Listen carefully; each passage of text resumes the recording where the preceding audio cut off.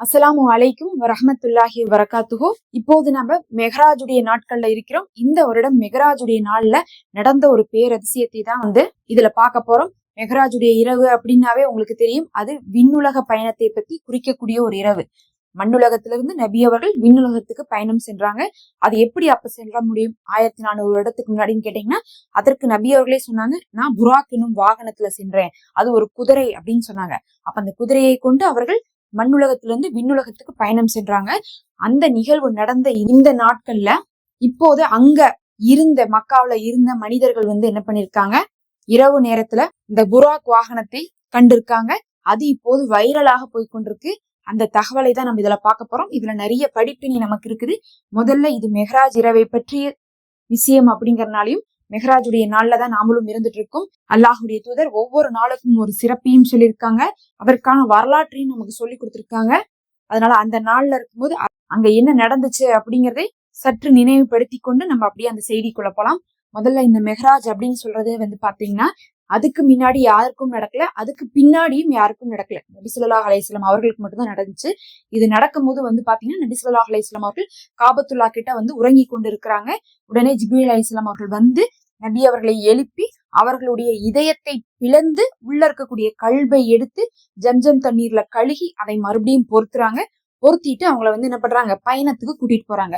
இப்ப எங்க இந்த பயணம் நடக்குதுன்னு பாத்தீங்கன்னா, முதல்ல மக்காவில இருந்து இப்ப இருக்கக்கூடிய பைத்துல் முகதீஸ் இருக்கு பாருங்க, அதாவது ஜெருசலத்துல இப்போது இஸ்ரேல் எதுக்காவெல்லாம் சண்டை போட்டுட்டு இருக்காங்களோ அந்த ஜெருசலத்துல இருக்கக்கூடிய பைத்துல் முகதீஸ் மஸ்ஜிதுல் அக்ஸாவுக்கு தான் என்ன பண்றாங்க, முதல்ல கூட்டிட்டு போறாங்க. அங்கிருந்து மக்காவில இருந்து மஸ்ஜிதுல் அக்ஸாவுக்கு அன்னைக்கு காலத்துல ஒரு இரவுல வேகமா போறதுங்கிறதெல்லாம் சாத்தியமே இல்லை. இன்னைக்கெல்லாம் கூட பாத்தீங்கன்னா பிளைட் இருக்கு, ட்ரெயின் இருக்கு, வண்டி இருக்கு. அன்னைக்கெல்லாம் 1500 வருஷத்துக்கு முன்னாடி அதெல்லாம் சொன்னாவே மக்கள் நம்ப மாட்டாங்கன்னு சொல்லலாம். அந்த அளவுக்கான ஒரு சாத்தியமற்ற ஒரு விஷயம். ஒரு நாள் முழுவதும் ஒட்டகத்துல பயணிக்கக்கூடிய ஒரு நேரத்தை அவங்க என்ன பண்றாங்க, உடனே கூட்டிட்டு போறாங்க மின்னல் வேகத்துல. அங்க கூட்டிட்டு போனதுக்கு பிறகு அங்க யார் இருக்கான்னு பார்த்தா பல நபிமார்கள் இருக்காங்க. 1 2 எல்லாம் கிடையாது. இன்னும் சொல்ல போனா ஒரு அறிவிப்புல எல்லா நபிமார்களும் அங்க இருந்தாங்க. அந்த நபிமார்களுக்கு இமாமத் செஞ்சாங்க நபி ஸல்லல்லாஹு அலைஹி வஸல்லம் அவர்கள். முன்னாடி போய் நின்னு தொழுக வச்சாங்க அவங்கள. அங்க போய் 2 ரக்காத் நஃபில் தொழுதுட்டு அந்த இடத்துல இருந்து மறுபடியும் என்ன பண்றாங்க, இன்னொரு பயணம் போறாங்க. அதுதான் விண்ணுலக பயணம். அப்ப இது பாத்தீங்கன்னா மெஹராஜ் பயணம் அப்படிங்கிறது அல் இஸ்ராவு வல் மிஹ்ராஜ்னு சொல்லுவாங்க. அல் இஸ்ராவுனா இரவு பயணம். மக்காவுல இருந்து பைத்துல் முகதீஸ்க்கு வந்தாங்க பாருங்க, அக்ஸாவுக்கு வந்தாங்க பாருங்க, அது இரவு பயணம். அதுக்கப்புறம் இரவு பயணத்துல இருந்து மேல ஏறுறாங்க வானத்துக்கு, அதுதான் மெஹராஜ்.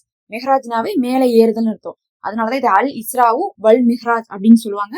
ஒரே இரவில் நடந்த 2 பயணம். ஒரே இரவுலதான் நடந்துச்சு, தனித்தனியா நடக்கல. ஒரே இரவில் நடந்த 2 பயணம். அங்க என்ன பண்றாங்க, தொழுகு வச்சதுக்கு பிறகு அக்ஸால இருந்து வானத்துக்கு போறாங்க. 7 வானத்துக்குமே போறாங்க. முதல் வானத்துக்கு போகும்போது அங்க கதவை தட்டுறாங்க, பர்மிஷன் கேக்குறாங்க. ஜிப்ரீல் அலைஹிஸ்ஸலாம் அவர்கள் கேட்கும் போது உள்ள இருக்கக்கூடிய வானவர்கள் யார் வந்திருக்கான்னு கேக்குறாங்க. நபி ஸல்லல்லாஹு அலைஹி வஸல்லம் அவர்கள் வந்திருக்காங்கன்னு சொல்றாங்க. அவங்கள அல்லாஹ் கூட்டிட்டு வர சொன்னாங்களான்னு சொல்லிட்டு உள்ள இருந்து மலக்குமார்கள் கேக்குறாங்க. ஆமான்னு சொன்னதுக்கு பிறகு சொர்க்கத்தின் காவலாளி கதவை திறக்கிறார். அப்போது நபி அவர்களும் ஜிப்ரீல் அலைஹிஸ்ஸலாம் அவர்களும் உள்ள போறாங்க. உள்ள போனவங்க பாத்தீங்கன்னா அங்க முதல் வானத்துல சிலரை பாக்குறாங்க. அது யாருன்னு பார்க்கும்போது ஆதம் அலைஹிஸ்ஸலாம் அவர்களும் அவங்களுடைய கூட்டத்தினருமாக இருக்காங்க.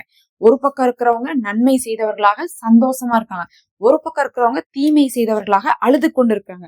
அவங்கள பாக்குறாங்க. பார்த்துட்டு ஆதம் அலைஹிஸ்ஸலாம் அவர்களுக்கு சலாம் சொல்லி பேசுறாங்க. ஆதம் அலைஹிஸ்ஸலாம் அவர்கள், என்னுடைய அன்பு மகனே வாங்க, எத்தனை காலம் ஆகிவிட்டது பாருங்க உங்களை பாக்குறதுக்குன்னு சொல்றாங்க. சுப்ஹானல்லாஹ். அவங்க எப்ப மௌத்தானாங்களோ அப்ப இருந்தே அங்கதான் இருக்காங்க. அப்ப நபி அவர்கள் போகும்போது அவங்க நமக்கு இப்ப பார்க்கும்போது நபி அவர்கள் 1100 வருடத்துக்கு முன்னாடி போனாங்கன்னா அதுக்கு எத்தனையோ ஆண்டுகளுக்கு முன்னாடிதான் ஆதம் அலைஹிஸ்ஸலாம் அவர்கள் வாழ்ந்திருப்பாங்க. அந்த நேரத்துல அப்படி சொல்றாங்க. அதுக்கு பிறகு பாத்தீங்கன்னா அங்கிருந்து 2வது வானத்துக்கு கிளம்புறாங்க. 2வது வானத்துல ஒரு நபியை பாக்குறாங்க, யாக்கூப் அலைஹிஸ்ஸலாம். 3வது வானத்துக்கு போறாங்க, யூசுப் அலைஹிஸ்ஸலாம். 4வது வானத்துக்கு போறாங்க, இத்ரீஸ் அலைஹிஸ்ஸலாம். 5வது வானத்துக்கு போறாங்க, காரூன் அலைஹிஸ்ஸலாம். 6வது வானத்துக்கு போறாங்க, மூசா அலைஹிஸ்ஸலாம். லைனா ஒவ்வொரு வானத்துக்கும் போகும்போது அங்கங்க சலாம் சொல்றாங்க, தஸ்பு கொடுக்குறாங்க. அவங்க எல்லாம் வரவேற்கிறாங்க நபி அவர்களை. என்னுடைய சகோதரனே வா, என்னுடைய மகனே வா அப்படின்னு சொல்லிட்டு வரவேற்கிறாங்க. வரவேற்றுட்டு அங்க இருக்கக்கூடிய சில நிகழ்வுகளை பார்த்துட்டு அவங்க கடந்து போறாங்க நபி அவர்கள். அப்படி 6வது வானத்துல மூசா நபியை பார்க்கும்போது மூசா நபி ரொம்ப வருத்தப்படுறாங்க. ஏன்னா நபி ஸல்லல்லாஹு அலைஹி வஸல்லம் அவர்களை விடவும் அதிகமான காலம் மூசா நபி வாழ்ந்திருக்காங்க. ஆனா அவங்களுடைய சந்ததிகள், அதாவது அவங்களுடைய மக்கள், பின்பற்றக்கூடிய மக்கள் யாருமே வந்து பாத்தீங்கன்னா அதிகமானவங்க சொர்க்கத்துக்கு போல, குறைந்தவங்க தான் போறாங்க. நிறைய பேர் வழி தவறிட்டாங்க. எனக்கு அந்த பாக்கியம் கிடைக்கலையே அப்படின்னு சொல்லிட்டு அவங்களுடைய மக்களை நினைத்து அழுகுறாங்க. அவங்க வருத்தப்பட்டு இருக்காங்க. அதுக்கப்புறம் அங்கிருந்து 7வது வானத்துக்கு போறாங்க. அங்க இப்ராஹிம் அலைஹிஸ்ஸலாம் அவர்கள் இருக்காங்க. அவர்களும் என் அன்பு மகனே வான்னு சொல்லிட்டு அழைக்கிறாங்க. அதுக்கு பிறகு அங்கிருந்து என்ன பண்றாங்க, நபி ஸல்லல்லாஹு அலைஹி வஸல்லம் அவர்கள் பைத்துல் மாமூல பாக்குறாங்க. இங்க எப்படி காபாவோ அதே மாதிரி சொர்க்கத்துல இருக்கக்கூடிய காபா அது. அதை பார்த்ததுக்கு பிறகு அங்கிருந்து என்ன பண்றாங்க, அல்லாஹ் இடத்துக்கு போறாங்க. அப்ப போகும்போது ஜிப்ரீல் அலைஹிஸ்ஸலாம் அவர்கள் கூட வரல. 7 வானத்துக்கு வந்தவங்க அங்கிருந்து பாத்தீங்கன்னா 7வது வானத்துல அது ஒரு தனி இடத்துக்கு போறாங்க. போகும்போது ஒரு திரைக்கு மறைவுல இந்த பக்கம் நபி அவர்களும் அந்த பக்கம் அல்லாஹும் இருந்து பேசுறாங்க. அப்ப அல்லாஹ் வந்து என்ன பண்றான், தொழுகையை கடமையாக்குறான். அந்த தொழுகையை எடுத்துட்டு கீழே வராங்க. கீழ் வானத்துக்கு வராங்க. 7வது வானத்துல இருந்து 6வது வானத்துக்கு வராங்க. மூசா நபி சொல்றாங்க, என்ன அல்லாஹ் உங்களுக்கு கொடுத்தான்னு கேட்கும்போது 50 நேர தொழுகையை அல்லாஹ் எங்களுக்கு கொடுத்துருக்கான்னு சொல்லும்போது, இதை உங்களுடைய உம்மத்து தாங்க மாட்டாங்க யார சூழலான்னு சொல்லி அவங்க என்ன பண்றாங்க, என்னுடைய அனுபவத்துல சொல்றேன், இதை வாங்கிட்டு போனீங்கன்னா அந்த மக்கள் நிறைய பேர் வந்து பாவத்தை செஞ்சிருவாங்க, அல்லாட்ட இப்பயே போய் குறைச்சு வாங்கிட்டு வந்துருங்கன்னு கேக்குறாங்க. போய் குறைச்சு வாங்கிட்டு வராங்க. 45வது அப்பவும் வந்து மூசா அலைஹிஸ்ஸலாம் அவர்கள் இதவே சொல்றாங்க.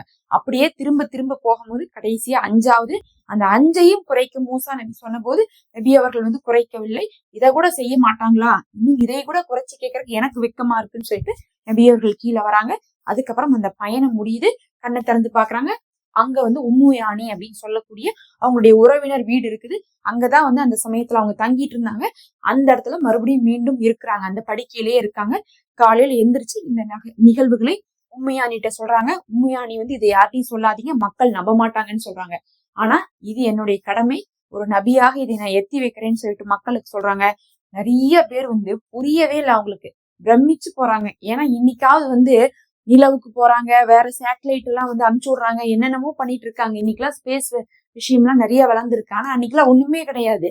அன்னைக்கு வந்து பாத்தீங்கன்னா ஒட்டகத்துல வந்து பக்கத்து ஊருக்கு போறக்கே அவ்வளவு நேரம் ஆகும். அப்படி இருக்கும்போது இதெல்லாம் சொன்னா யாருமே வந்து நம்ப மாட்டேங்கிறாங்க. நிறைய பேர் வழி தவறி எல்லாம் போறாங்க. ஆனா நபி அவர்கள் சொல்றாங்க, புராக் அப்படின்னு சொல்லக்கூடிய அந்த வாகனம், அந்த குதிரையை கொண்டு நான் போனேன், அது வெள்ளை நிறத்துல இருந்துச்சு, அது இப்படி வேகமா போச்சு, அது இப்படி திமிரி கொண்டு இருந்துச்சு அப்படின்லாம் வந்து நபி அவர்கள் வர்ணிச்சிருக்காங்க. சுபஹானல்லாஹ். இப்ப வந்து பாத்தீங்கன்னா அங்க மக்கால என்ன நடந்திருக்குன்னா, இரவுல தூங்கிட்டு இருந்த ஒருத்தவர் எழுந்திரிச்சுட்டு, நான் வந்து புராக் வாகனத்தை பார்த்தேன், ஏதோ ஒரு சத்தம் கேட்ட மாதிரி இருந்துச்சு, நான் கண் திறந்து பார்க்கும்போது புராக் வாகனத்தை பார்த்தேன், ஒரு குதிரை வந்து இறங்கி கொண்டு இருந்துச்சு அப்படின்னு வந்து சொல்றாரு. அதை பக்கத்தால இருக்கிறவங்க எல்லாம் யாராவது பார்த்தாங்களான்னு கேட்டா, அது இரவு நேரமா இருந்தாலும் அதிகமானவங்க வந்து பாத்தீங்கன்னா தூங்கி கொண்டு இருந்திருக்காங்க. யாரும் வந்து அதை கவனிக்கல. ஆனா அவர் மட்டும் அந்த ஒரு விஷயத்தை சொல்றாரு. இது வந்து சிலர் வந்து என்ன பண்றாங்கன்னா இது ஒரு அதிசயமா எடுத்துக்கிறாங்க. எப்படி நபி அவர்களை கனவில் பார்க்க முடியுதோ அந்த மாதிரி எடுத்துக்கிறாங்க. ஒரு சிலர் என்ன சொல்றாங்கன்னா, நீங்க வந்து அந்த வளாகத்துல இருக்கும் போது, அந்த ஒரு குறிப்பிட்ட நாள்ல இருக்கும்போது அதை பத்தியான எண்ணமும் சிந்தனையும் உங்களுக்குள்ள இருக்கும்போது அது நடந்ததை போன்ற ஒரு எண்ணம் உங்களுக்குள்ள வரும். இப்ப நம்ம ஒரு விஷயத்த நினைச்சிட்டே படுத்தோம்னா என்ன ஆகும், அதை பத்தியே கனவு வரும். அதனால உங்களுக்கு வந்து பாத்தீங்கன்னா அது ஒரு கனவாதான் இருந்திருக்கும். அது வந்து நீங்க கண்ணை திறந்தேன் பார்த்தேன்னு சொல்றீங்களா, அது அப்படி இருக்காது. உங்களுடைய ஆள் மனசுல அது பதிந்தனால அந்த மாதிரி தோன்றி இருக்கலாம்னு சொல்றாங்க. ஆனா அந்த நபர் சொல்றாங்க, இல்ல எனக்கு வந்து அல்லாஹ் அதை காமிச்சு கொடுத்தான் அப்படிங்கிற மாதிரி அவங்க நினைக்கிறாங்க. இன்னைக்கு இந்த விஷயம் வந்து ரொம்ப வைரலா பேச கொண்டிருக்காங்க. எது எப்படி இருந்தாலும் மிஹ்ராஜுடைய பயணம் அப்படிங்கிறது உண்மையானது. அதை நம்புவது அப்படிங்கிறது இஸ்லாத்துல ஒரு முக்கியமான விஷயமா இருக்கு. காணாத சில விஷயங்களை நம்புவதன் மூலமாகத்தான் நம்ம என்ன பண்றோம், ஈமான் கொண்டிருக்கிறோம் அப்படிங்கிறதை உறுதிப்படுத்துகிறோம். அல்லாஹு சாத்தியமற்றதையும் சாத்தியமாக்கக்கூடியவனாக இருக்கிறான். இந்த மிஹ்ராஜ் இரவுல செய்ய வேண்டிய அமல்களை எல்லாம் நம்ம வந்து வீடியோவா போட்டிருக்கோம். ஃபர்ஸ்ட் கமெண்ட்ல நான் பின் பண்றேன், நீங்க செக் பண்ணி பாருங்க. அஸ்ஸலாமு அலைக்கும். மறக்காம சப்ஸ்கிரைப் பண்ணி லைக் பண்ணிக்கோங்க. நம்ம சேனல்ல மெம்பர்ஷிப் இருக்கு, ஹதியாவாக அதை ஜாயின் பண்ணிக்கோங்க. அது எங்களுக்கு ரொம்ப ஹெல்ப்ஃபுல்லா இருக்கும்.